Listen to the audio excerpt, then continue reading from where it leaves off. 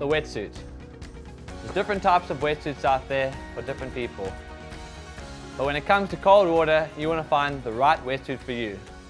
With wetsuits, the main areas we want to keep warm is our organs. Our core body temperature is what we want to always monitor when in the water. This wetsuit's got a nice warm coat inside, so when you're riding in the ocean, it keeps your body warm. When you're riding cold waves around the world, your body slowly starts to draw the blood away from your fingers, from your toes. You'll feel your fingers start to get a bit numb, and they come towards your organs. And that's why wetsuit companies focus on keeping the core temperature warm. There's different types of wetsuits. You get long sleeve, short sleeve, long leg, short leg. But the wetsuit that you want to look at if you're riding cold water is long wetsuits. With long wetsuits, you get different thicknesses. You get a 4.3, a 4 millimeter at the core of the wetsuit, and 3 millimeters on the arms. You get a 3.2, and the thickness varies. So as the wetsuits get thicker, perhaps maybe you've gone scuba diving, you wear a very thick wetsuit, it restricts your movement. So what we want to look at when we're buying a wetsuit is movement, flexibility.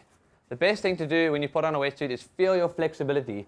Can you get your arms around? Can you get that nice hugging motion? If it feels tight, it's wrong. If it feels wrong, it's wrong. Plain and simple. There's different sizes. You want to look for something that matches your height and your width. This wetsuit in particular has got to pull over the neck.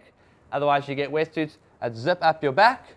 The main point of wearing a wetsuit is to stay warm so you can stay in the water for as long as you can. If you're lucky enough to be in warm waters, you don't need to worry about something like this, and you can just chuck on a pair of boardies and head out there. Looking after your wetsuit is key, because obviously with salt water, it dries out and gets really crusty. My top tip to you is once you've finished your surf, take your wetsuit, rinse it in clean water, find maybe a soap, give it a wash, and hang it up in the shade. The less you wash your wetsuit and leave it in the sun, the less time you're going to have it for. And we don't want that. We want to maximize time in the water and maximize heat on our body. Putting the wetsuit on can be a tricky thing, especially when it's wet or if it's really dry. A simple tip that I like to use is putting the wetsuit on using a packet on your foot and slide your foot through the wetsuit. Otherwise, using something like a sock, chucking that on, and allows it to slide right through, get your foot through, and pulling it up. It can be a bit of a wiggle and a dance getting it on, but the best thing to do is make sure you've got it the right way around. I've made the mistake plenty of times putting it on backwards when I'm excited for a surf.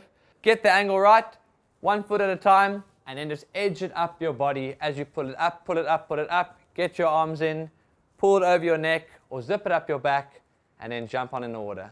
Make sure the thickness of the wetsuit matches the waters you're surfing in, and if you are struggling, ask someone who's local. Find a local surf shop, see what they say. Ask them for advice. There's no harm in asking for advice. But my advice to you is make sure you know what the water temperature is like where you're bodyboarding, what the weather's like, how thick of a wetsuit you are willing to go to restrict that mobility or not. So get out there, find the right wetsuit for you, stay warm, keep frothing, let's go get barreled.